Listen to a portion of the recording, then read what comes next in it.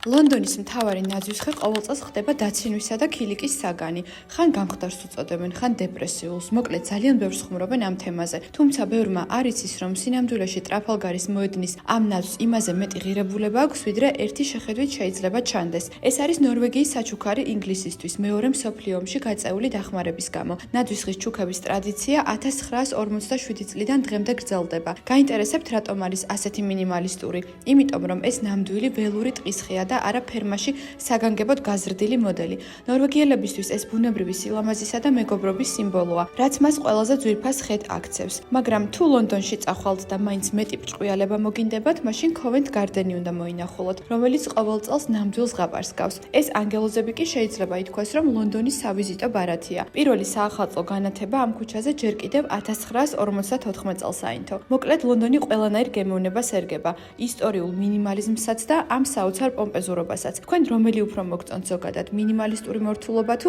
მეტი ბრჭყვიალება?